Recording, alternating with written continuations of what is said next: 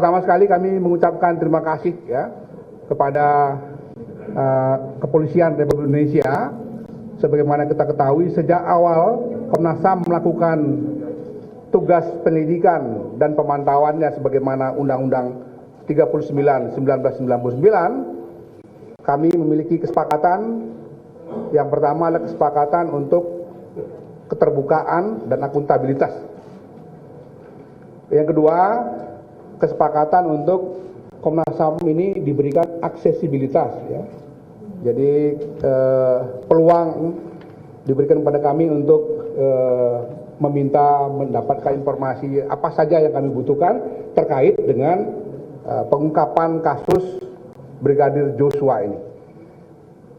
Dan tentu saja kami juga pada waktu itu menyampaikan posisi Komnas HAM sebagai lembaga negara di bidang hak asasi manusia, yaitu posisi imparsial. Itu sebabnya kami waktu itu memang tidak masuk ke dalam tim sus, lebih karena pertimbangan-pertimbangan imparsialitas atau yang dalam bahasa sehari-hari independensi gitu. Nah, dalam beberapa minggu terakhir, pekerjaan kami sebagai Komnas HAM sudah kami selesaikan. Nanti secara khusus lebih mendalam Pak Anam setelah konferensi pers ini akan melanjutkan dengan konferensi pers yang lebih khusus menjelaskan temuan-temuan Komnas HAM sekaligus rekomendasinya. Tapi izinkan dalam kesempatan ini kami menyampaikan poin-poin umum tadi ya. Jadi terima kasih kami karena sebagai mitra kerja Komnas HAM, Kepolisian Republik Indonesia telah menunjukkan satu kinerja yang sangat baik. Tidak saja kepada Komnas HAM-nya dengan tadi prinsip-prinsip akuntabilitas, transparansi dan aksesibilitas itu, tapi juga kepada publik. Sehingga di awal-awal kita tahu bagaimana kasus ini membuat kebingungan di masyarakat karena adanya disinformasi, adanya alat-alat bukti dan lain-lain yang dihilangkan, yang kemudian kami sebut itu sebagai obstruction of justice.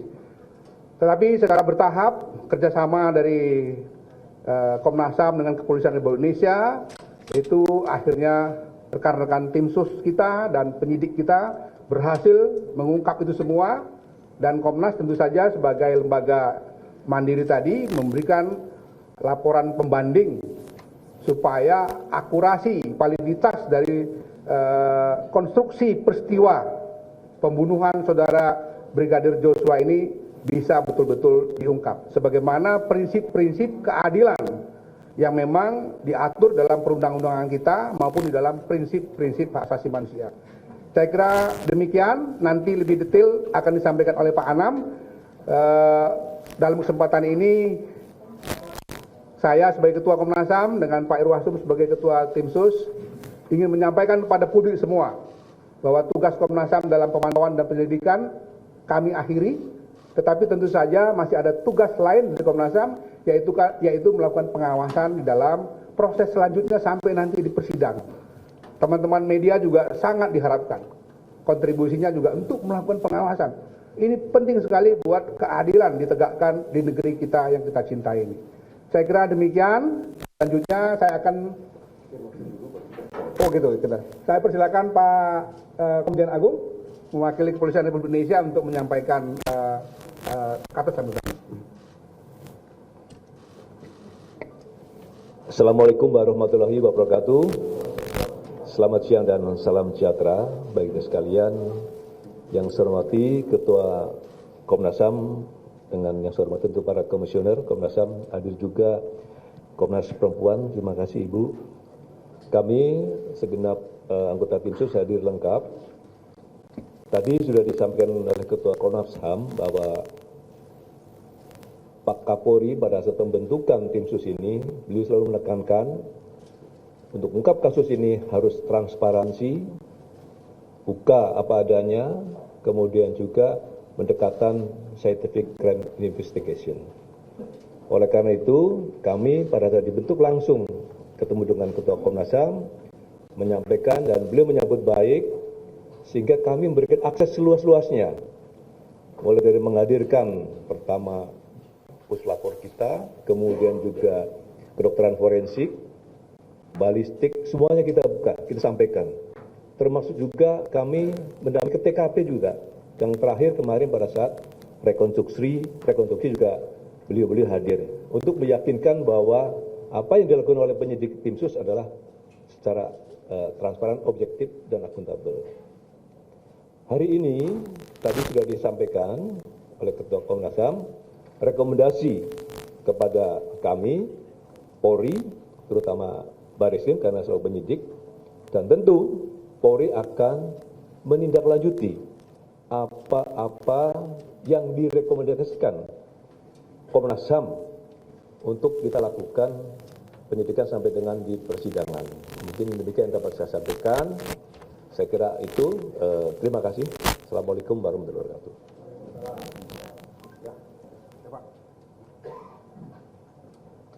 Ini secara simbolik laporan lengkap dari Komnas HAM mengenai kasus Brigadir Joshua yang di dalamnya ada rayap segala macam, termasuk juga temuan-temuan fakta-fakta yang detail, dan kemudian sebenarnya yang tidak kalah pentingnya adalah rekomendasi yang tadi disampaikan oleh Pak Irwasum akan ditindaklanjuti, ya.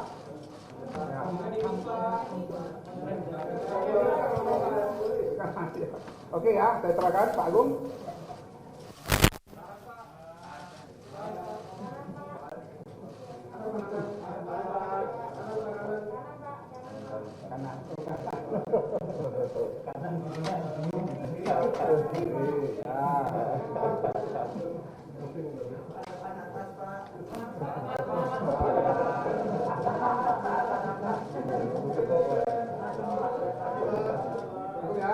Terima kasih Pak Agung.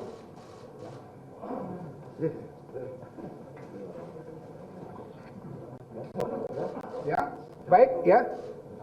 Ya, nanti kalau Bapak-bapak dari kepolisian mau di doorstop silahkan. Nanti selanjutnya akan ada secara khusus agenda konferensi pers mengenai laporan dan rekomendasi yang detailnya ya. Nanti dipimpin oleh Pak Anam. Terima kasih sekali lagi pada rekan-rekan sekalian. Ya di doorstop aja, silakan aja. Ya, di doorstop.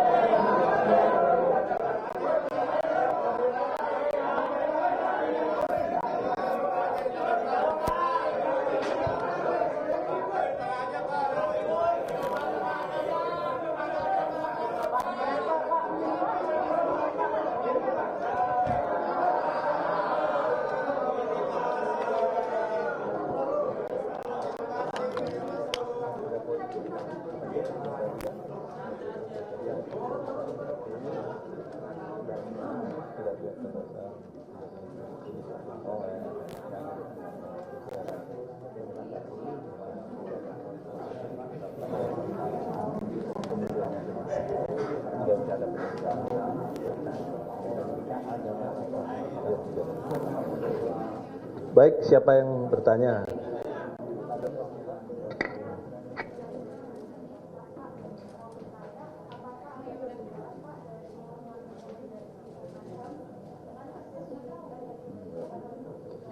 Baik, langsung saya jawab saja semuanya ya. Rekan-rekan sekalian, ada 3 substansi yang rekomendasi dari Komnas HAM. Yang pertama terhadap kasus itu sendiri, kasus pembunuhan. Kalau di kepolisian dikenal dengan pasal 340, kalau di Komnas HAM extra judicial killing, sebenarnya sama. Tapi kalau di kepolisian sudah dengan pasal 340. Yang kedua, rekomendasi dari Komnas HAM menyimpulkan tidak ada tindak pidana kekerasan ataupun penganiayaan. Itu yang kedua. Yang ketiga, dari rangkaian pembunuhan tersebut adanya kejahatan atau tindak pidana obstruction of justice. Yang kebetulan oleh penyidik tim sus juga sedang dilakukan langkah-langkah penanganan terhadap tindak pidana obstruction of justice. Itu kira-kira. Paham? Soal obstruction of justice, saat ini kan ada beberapa yang sedang ditahan di Makobrimob Depok. Nah, itu bagaimana Pak pengusutannya sampai saat ini dan kapan akan diumumkan ke publik, Pak? Baik, pada saat rilis Jumat yang lalu sudah disampaikan ada 6, yaitu Saudara FS, BJP HK, KBP ANP, AKBP AR, Kompol BW, dan Kompol CP. Penyidik sekarang sedang melakukan pemberkasan terhadap ke-6 tersebut. Sekaligus saya tambahkan ya, terhadap ke-6 tersangka obstruction of justice ini, di Propam juga akan segera menyidangkan kode etik terhadap ke-6 orang tersebut. Bahkan kalau tidak salah hari ini mulai. Hari ini sudah mulai. Hari ini mulai kepada Kompol CP akan sedang dilaksanakan sidang kode etik. Kemudian besok, kemudian minggu sampai dengan 3 hari ke depan. Jadi semuanya akan dilakukan sidang kode etik.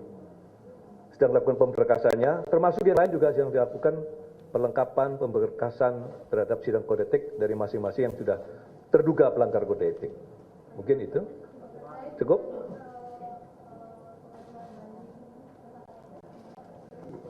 Masih berproses, jadi nanti kalau sudah ada tentu kita akan laksanakan sidang banding, tapi ada tahapan waktunya, 21 hari. Jadi berdasarkan Perpol nomor 7 tahun 2022, kita menunggu. Saya kira itu sidang banding yang tadi malam Ibu PC telah dilaksanakan pemeriksaan, kemudian ada permintaan dari kuasa hukum atau lawyer Ibu PC untuk tidak dilakukan penahanan. Penyidik masih mempertimbangkan, pertama alasan kesehatan, yang kedua kemanusiaan, yang ketiga masih memiliki balita. Jadi itu. Di samping itu, penyidik juga telah melaksanakan pencekalan terhadap Ibu BC. Dan pengacara menyanggupi untuk Ibu BC akan selalu kooperatif. Jadi itu pertimbangan. Dan ada wajib lapor. Kenapa?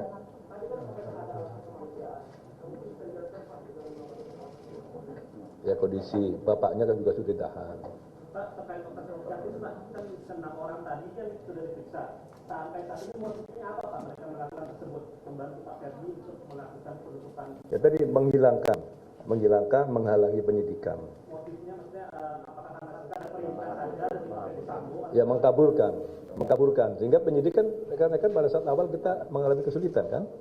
Setelah ditemukan CCTV-nya, kita mempermudah membuat terang dan penyidik akan memudahkan untuk memprosesnya. Saya kira itu.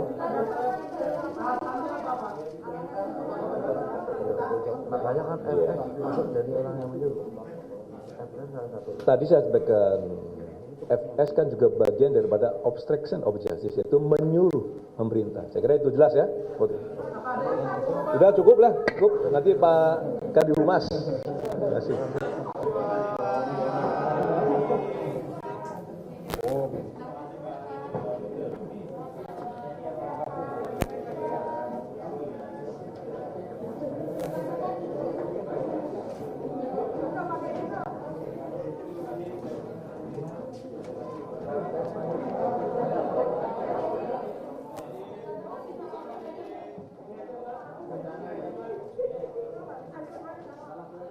Mohon izin rekan-rekan, kita akan rehat sejenak untuk... Ya pemirsa, hari ini Komnas HAM telah menyerahkan laporan hasil temuan dari penyidikan kasus pembunuhan Brigadir Joshua ke Barreskrim Polri. Laporan tersebut nantinya akan menjadi materi yang bisa diuji dalam persidangan tepatnya di pengadilan. Berdasarkan informasi sementara yang dibagikan kepada media bahwa ada 3 poin substansi yang menjadi rekomendasi Komnas HAM kepada tim Sus Polri. 3 hal tersebut yang pertama adalah ditemukan kasus pembunuhan yang mana tetap menggunakan pasal 340 terkait dengan pembunuhan berencana. Dan yang kedua, Komnas HAM tidak menemukan adanya tindak pidana kekerasan atau penganiayaan terhadap almarhum. Dan yang ketiga, ditemukannya obstruction of justice.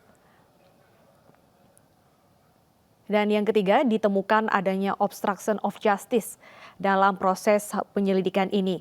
Dan untuk keenam tersangka tersebut sedang dilakukan sidang kode etik mulai hari ini hingga 3 hari ke depan. Tim Sus Polri juga tengah melakukan pertimbangan terkait dengan penahanan salah satu tersangka Putri Chandrawati. Putri Chandrawati kemarin sudah diperiksa namun tidak ditahan. Dan ini tengah menjadi pertimbangan ke depannya karena ada beberapa alasan, yaitu alasan kesehatan, kemanusiaan, dan saat ini Putri Chandrawati tengah memiliki balita. Namun, tim Sus Polri telah melakukan pencekalan dan meminta Putri Chandrawati untuk selalu kooperatif dalam memberikan keterangan dan mengikuti proses hukum. Nantinya juga laporan hasil temuan dari Komnas HAM yang sudah diberikan kepada tim Sus Polri akan dilakukan uji di persidangan. Ketua Komnas HAM juga tengah mempersiapkan laporan yang juga akan diserahkan kepada Presiden Joko Widodo dan DPR RI. Komnas HAM sendiri sejak awal sudah melakukan penyidikan dan juga pengawasan dari kasus pembunuhan Brigadir Joshua dan terlibat dalam rekonstruksi sebagai pengawas eksternal. Dengan diserahkannya laporan ini, Komnas HAM telah mengakhiri penyidikan namun tetap akan melanjutkan fungsi pengawasan. Ya pemirsa, hingga saat ini kita masih menunggu Komnas HAM untuk memberikan keterangan. Nantinya Komnas HAM juga akan memberikan konferensi pers terkait dengan apa rekomendasi yang akan diberikan kepada tim Sus Polri. Seperti yang kita tahu bahwa Verdi Sambo dijerat pasal 340 KUHP tentang pembunuhan berencana, subsidiar pasal 338 KUHP tentang pembunuhan, junto pasal 55, junto 56 KUHP. Dan ini sesuai dengan temuan Komnas HAM. Dan laporan tersebut sudah diberikan kepada tim Sus Polri.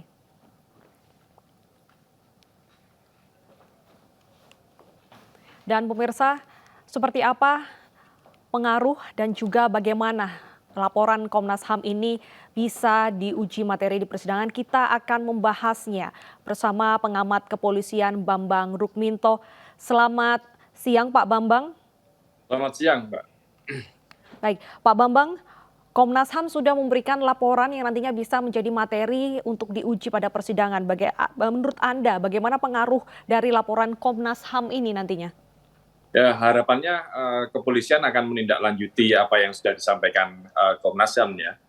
Tetapi bagi publik tidak bisa berekspektasi terlalu banyak karena rekomendasi-rekomendasi yang disampaikan Komnas HAM ini hampir semuanya sudah kita prediksikan bahwa memang ada kasus pembunuhan, tidak ada yang sudah terpapar beberapa waktu ini terkait dengan pembunuhan 340, kemudian tidak ada penganiayaan, dan kemudian terkait dengan obstruction of justice. Hanya saja ke depan ini kan bagaimana langkah-langkah kepolisian untuk menindaklanjuti apa yang sudah direkomendasikan Komnas HAM gitu. Dan seperti biasanya masyarakat yang seperti saya bilang tadi tidak bisa berekspektasi terlalu banyak karena terkait dengan obstruction of justice ini masih banyak hal-hal yang belum terungkap gitu, dan masih kerjanya masih terlalu lambat untuk menuntaskannya gitu. Sampai sekarang masih FS saja yang di sidang etik, 5 yang lainnya baru akan hari ini dan 3 ke depan. Padahal kita lihat ada laporan sekitar 35 orang yang juga terlibat dalam upaya obstruction of justice, dan ada sekitar 97 orang yang diperiksa seperti itu. Makanya kita tidak bisa terlalu berharap banyak langkah-langkah yang konkret terhadap kepolisian, apa yang dilakukan kepolisian ke depan seperti itu. Oke, untuk rekomendasi dari Komnas HAM ini sifatnya apakah mutlak dan jika ditemukan perbedaan dengan temuan tim sus bagaimana ke depannya, Pak? Ya, harapannya memang ada sinkronisasi ya terkait temuan-temuan itu. Tetapi kan terkait dengan kasus pembunuhannya sendiri nanti semuanya akan dilakukan pada proses persidangan gitu loh. Apakah tetap akan sinkron dengan apa yang ditemukan oleh Komnas HAM atau ada perubahan-perubahan gitu. Harapannya memang tidak ada perubahan-perubahan yang krusial gitu. Baik, Komnas HAM menemukan adanya penghalangan penyidikan atau obstruction of justice. Ini juga sama dengan yang ditemukan oleh tim Sus Polri. Namun 6 tersangka ini baru akan dilakukan sidang kode etik hari ini. Ini bagaimana menurut Anda? Apakah memang prosesnya tadi lama atau memang sangat kuat sekali ini untuk para tersangka menutup-nutupi? Ya, ini yang menjadi konsentrasi kita kan, bahwa terkait dengan obstruction of justice ini kepolisian masih molor-molor dan terlalu lambat gitu. Irjen FS sudah disidangkan minggu kemarin, tapi yang lainnya kan belum disidangkan. Hari ini pun baru diumumkan akan disidangkan, itu pun level yang paling bawah. Artinya dan kapan disidangkan dan di mana, apakah ini juga dilakukan secara terbuka seperti kemarin, kita juga belum tahu. Dan seperti biasanya masyarakat tidak bisa berekspektasi terlalu banyak kepada kepolisian lah. Kalau tidak ada sistem, tidak ada rekomendasi terkait perubahan sistem di kepolisian seperti itu. Oke, jangan terlalu banyak berharap. Apakah ini relevan dengan saat ini untuk sidang kode etiknya tidak transparan dan kemarin juga pada saat rekonstruksi kita hanya bisa melihat visual saja gitu. Jangan berharap, ini maksudnya apa nih Pak? Harapan kita sih semuanya akan transparan ya. Ini kalau kemarin rekonstruksi itu sudah dilakukan dengan begitu terbukanya, semua ikut mengawasi dan dilakukan siaran langsung. Kita apresiasi itu. Tetapi apakah langkah-langkah berikutnya akan konsisten dilakukan terus? Ini yang menjadi tanda tanya. Hal serupa yang disampaikan oleh Irwasum tadi terkait dengan sidang etik Kompol C hari ini katanya. Ini kapan, di mana, dan apakah terbuka seperti Irjen FS kemarin, kita juga belum tahu. Makanya masyarakat tidak perlu banyak berekspektasi pada kepolisian. Oke. Selain sidang kode etik ke-6 tersangka pelaku obstruction of justice, apa saja tahapan ke depan yang harus diawasi bersama supaya tidak luput dari pengawasan? Tentunya kalau terkait kasus pembunuhannya sendiri adalah bagaimana pengumpulan bukti-bukti forensik, kemudian forensik ini juga meliputi transaksi elektronik, transaksi keuangan, kemudian uji balistik, apakah itu juga akan dibuka? Kepolisian menyampaikan bahwa itu nanti akan disampaikan ke kejaksaan dan akan dibuka dalam sidang. Apakah dalam persidangan itu nanti juga sama seperti yang diharapkan masyarakat dengan asumsi-asumsi yang muncul saat ini, kita belum tahu seperti itu. Harapannya sih memang semuanya akan dibuka dan ada bukti-bukti baru terkait dengan kasus pembunuhannya sendiri seperti itu. Oke, untuk laporan ataupun rekomendasi dari Komnas HAM ini, apakah dari tim Sus Polri ini berhak menolak atau tidak setuju dengan kontennya atau materinya, Pak? Saya rasa ini sekedar rekomendasi ya yang disampaikan Komnas HAM. Penyidik tentunya memiliki independensi untuk menentukan apakah ini ditindaklanjuti atau ditolak atau digunakan atau tidak seperti itu. Makanya yang paling penting sebenarnya rekomendasi Komnas HAM ini bukan hanya kepada kepolisian tetapi kepada Presiden. Langkah apa dalam penuntasan kasus ini, karena penuntasan kasus ini tentunya tidak hanya sekedar menuntaskan kasus pembunuhannya sendiri atau menuntaskan obstruction of justice-nya saja, tetapi bagaimana rekomendasi terkait sistem, perbaikan sistem di kepolisian seperti itu. Oke.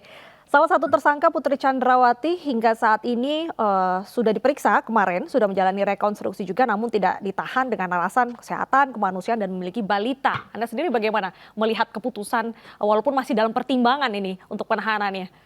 Ya, itu tadi lagi-lagi kita tidak bisa berharap banyak kepolisian ini bisa bersikap adil seperti keinginan masyarakat gitu. Equality before the law ternyata di sini masih angan-angan karena apapun alasannya dengan pasal yang ditersangkakan 340 dengan ancaman hukuman mati seharusnya PC ditahan seperti itu. Oke. Baik, Bapak, kita masih akan melanjutkan dialog terkait dengan laporan Komnas HAM, tapi sebelumnya kita akan menuju ke kantor Komnas HAM untuk mendengarkan laporan dari rekan kami, Bayu Pradana. Bayu, apakah Komnas HAM sudah memaparkan apa rekomendasi kepada tim Sus Polri? Ya, belum dipaparkan begitu jelas apa saja yang menjadi poin-poin atau hasil dari investigasi dan juga menjadi rekomendasi secara teknis kepada Polri. Meski demikian tadi beberapa saat yang lalu kita sudah saksikan ini Komnas HAM sudah menyerahkan kepada Polri yaitu berkas-berkas yang merupakan hasil investigasi secara independen dari Komnas HAM dan juga tentunya rekomendasi secara teknis kepada Polri.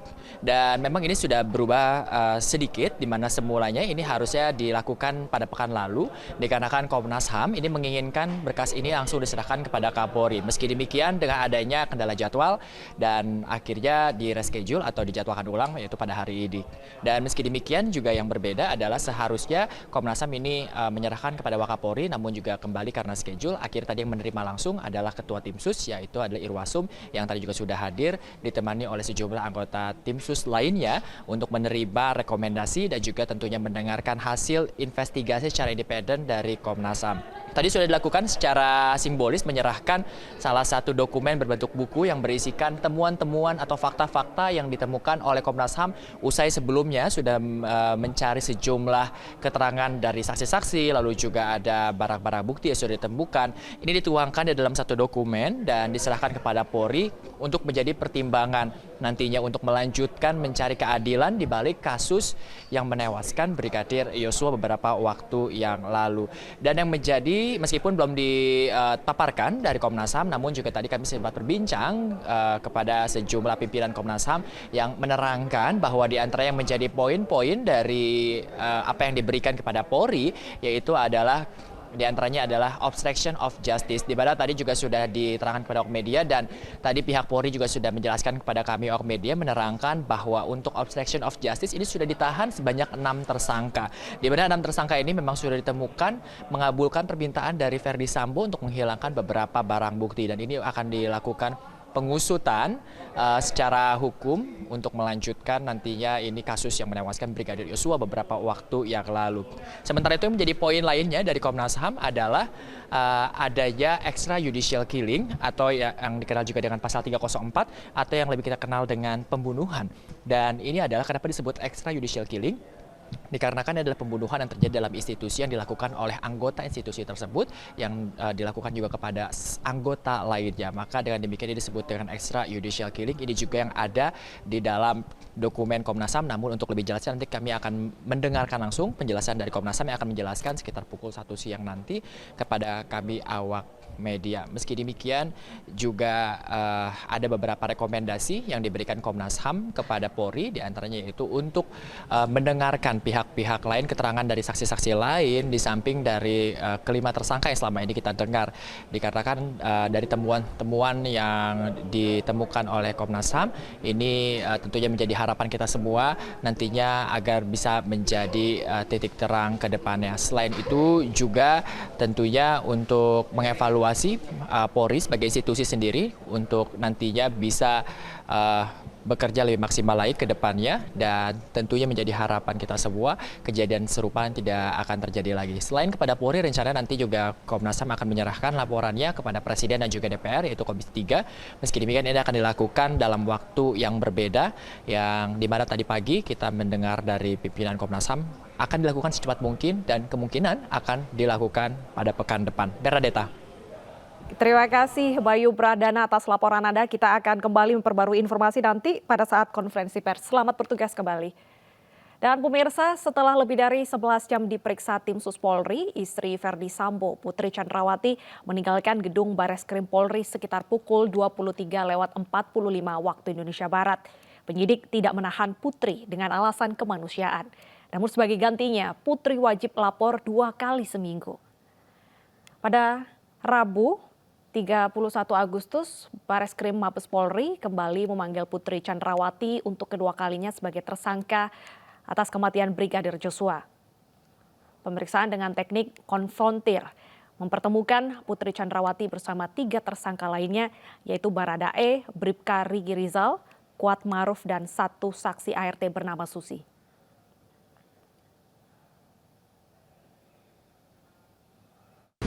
Ada 23 pertanyaan.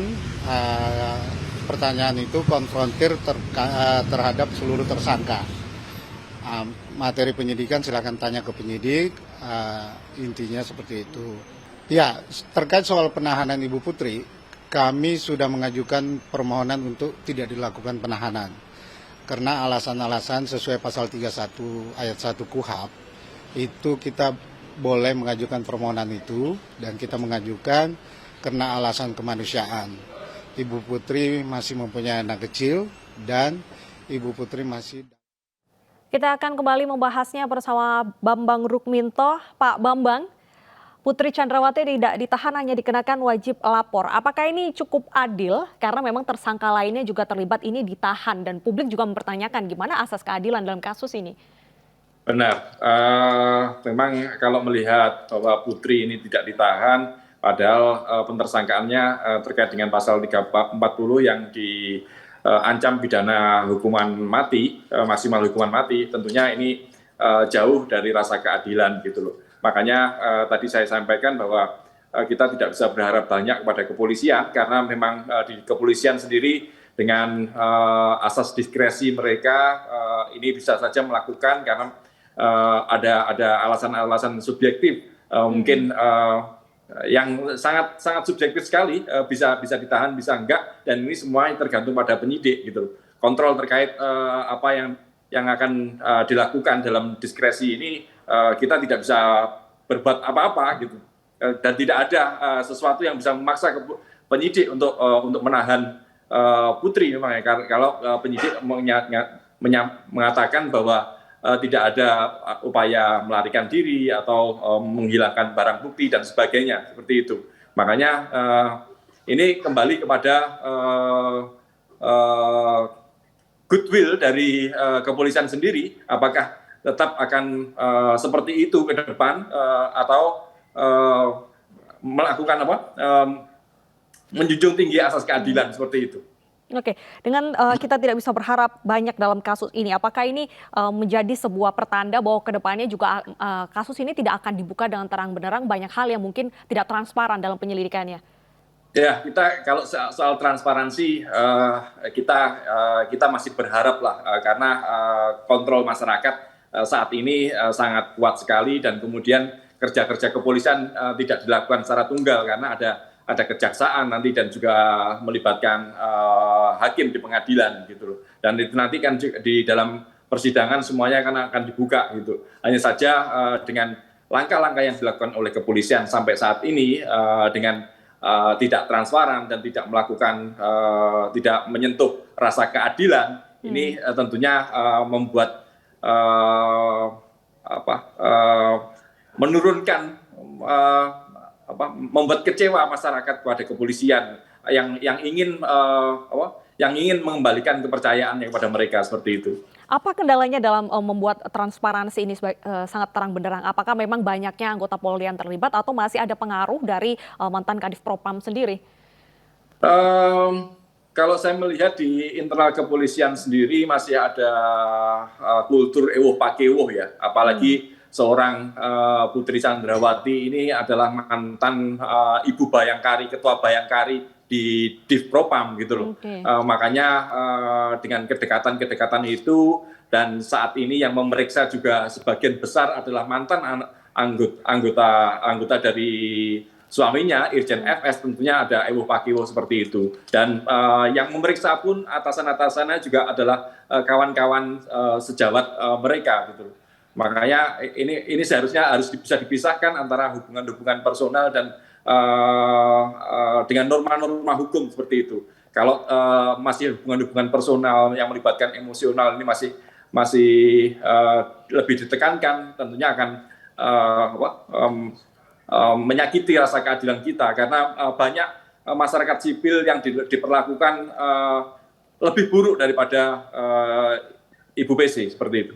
Baik, terakhir Bapak, apa rekomendasi Anda kepada pengacara dari Brigadir Joshua melihat mungkin banyak hal yang harus diantisipasi, transparansi dan subjektivitas dari anggota Polri sendiri?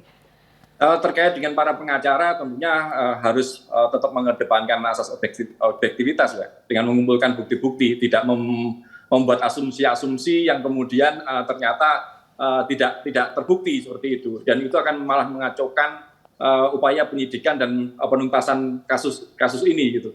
Makanya para pengacara seharusnya juga harus lebih ngerem dengan upaya membangun opini-opini yang tidak substansial dan hanya sekedar sensasional saja seperti itu.